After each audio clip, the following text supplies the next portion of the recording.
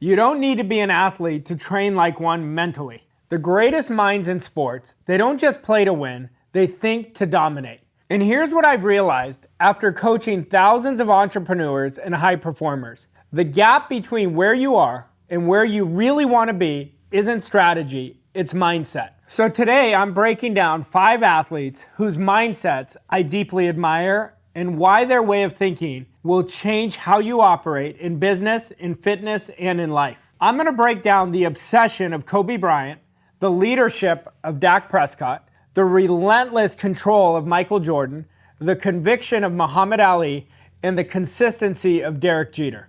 5 champions, 5 mindsets, 5 identity upgrades that can transform how you show up starting today. Each one of these athletes taught me something that I redefined what I thought was possible, not just in sports, but in life, in business, in how I carry myself when things get hard. And here's the thing, you don't need their talent, you don't need their genetics, you need their thinking. Now let's get into it. Most people chase balance. Kobe chased greatness. And that distinction made all the difference. Kobe Bryant didn't believe in balance, he believed in obsession. He believed in being so dialed in, so single-minded focused, that average people would call you crazy, and he was okay with that. There's a story about Kobe that I think about often. During the 2012 Olympics, a trainer arrived at the gym at 4:30 a.m.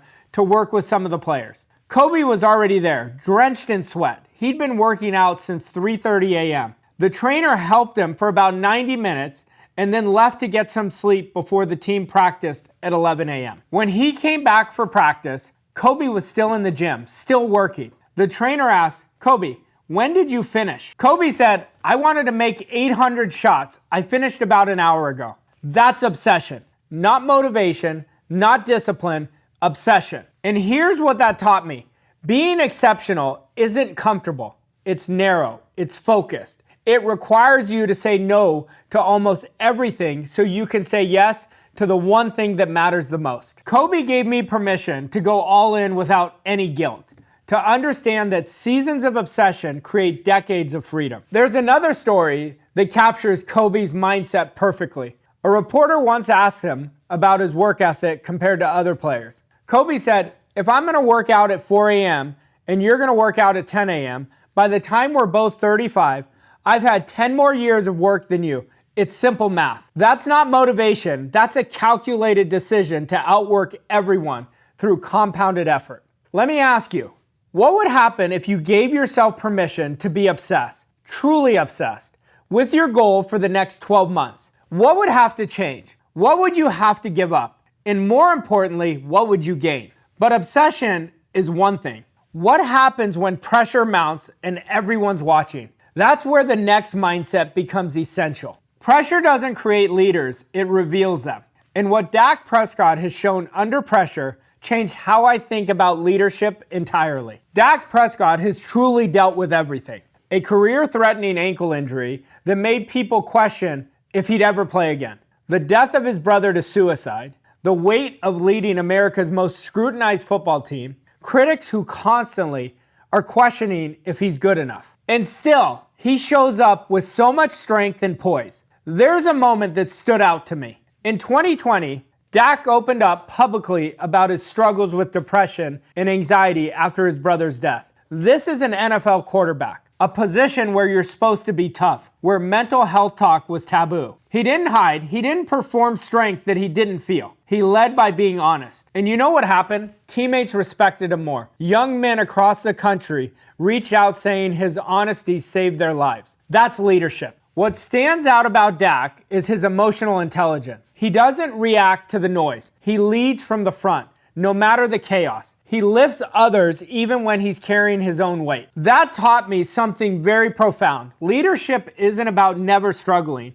It's about how you carry yourself while you struggle. I've had moments in my business where I felt like I was falling apart inside, pressure from all directions, and I had a choice. Fake it and hope no one notices, or lead with honesty while still taking action. I chose the second, and every time I did, my team rallied. Not because I was perfect, because I was present, because I was real. So let me ask you a question.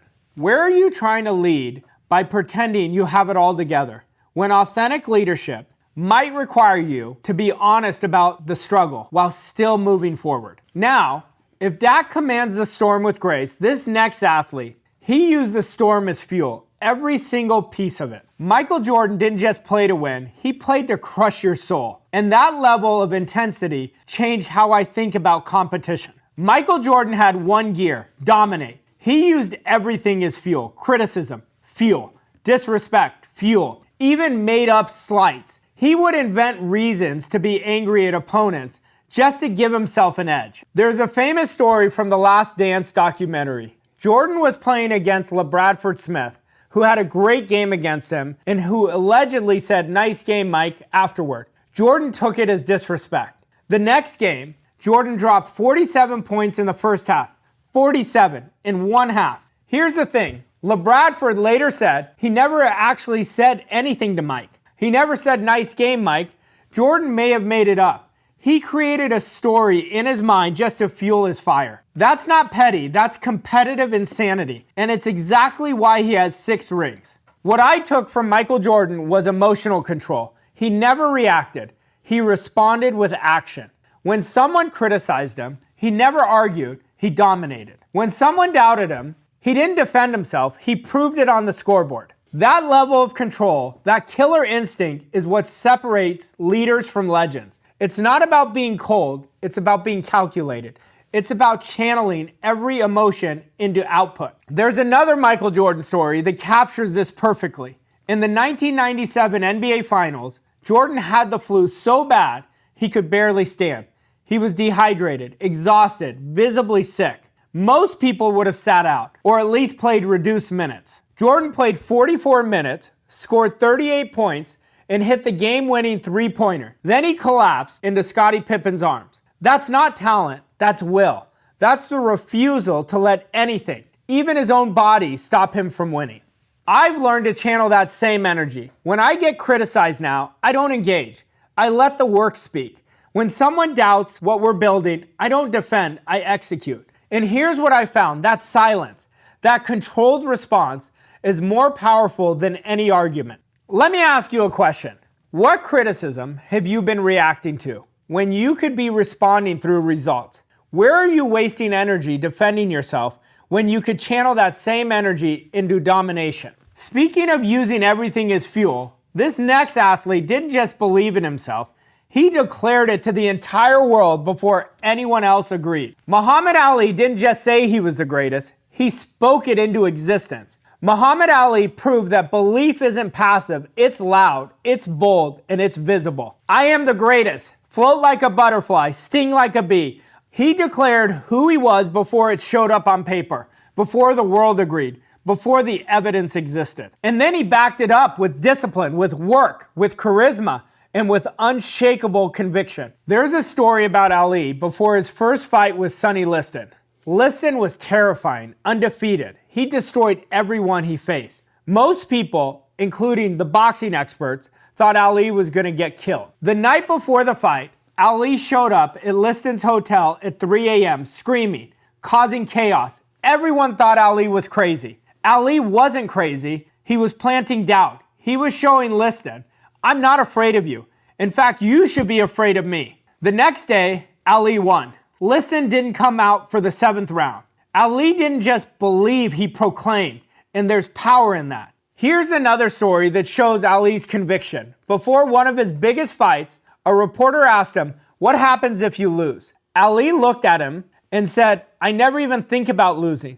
Why would I give energy to something I refuse to let happen?" That's not arrogance, that's conviction so deep that doubt doesn't have room to exist. That taught me something I now teach every client. The world listens to those who speak like they mean it. Not arrogance, conviction. Most people whisper their dreams. They say, "I hope, and I'll try, and maybe one day." Ali said, "I am." And here's what happens when you speak with conviction. Your subconscious mind listens. Your team listens. The universe listens. When was the last time you declared something with full conviction? Not hoping, not wishing, but speaking it into existence like it was already done. Ali brought the charisma and the bold declarations, but this last athlete, He built a legacy on something quieter and just as powerful. Derek Jeter never chased the spotlight. He chased the standard. And that consistency made him one of the most respected athletes of all time. Derek Jeter wasn't the flashiest player. He wasn't the strongest. He didn't have the most home runs or the highest batting average. But he was one of the most respected players to ever wear a uniform. Why? Because you could count on him.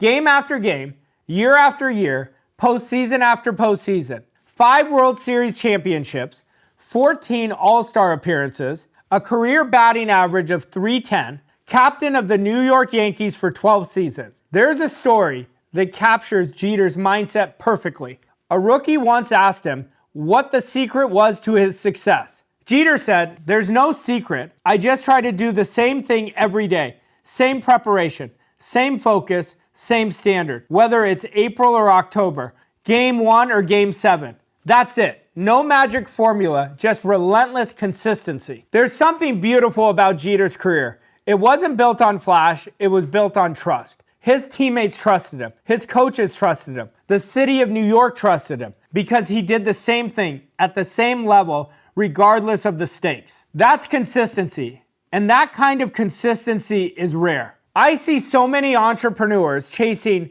fast results, chasing shortcuts, chasing the one thing that'll blow up. And they ignore the power of just showing up day after day, doing the boring work, building trust. I built my business on that, not because I had one viral video, because for years I showed up. I coached, I served, I kept the standard, even when no one was watching. What Jeter showed me, championships aren't won in one game. They're won in thousands of unseen hours before the big moments. What about you? Are you chasing the spotlight or are you chasing the standard?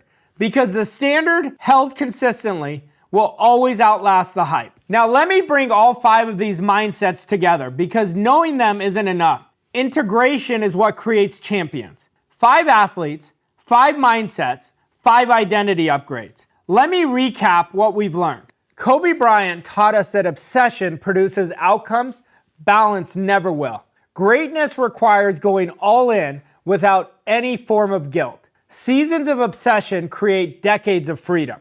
Dak Prescott taught us that leadership isn't about never struggling. It's about how you carry yourself while you struggle.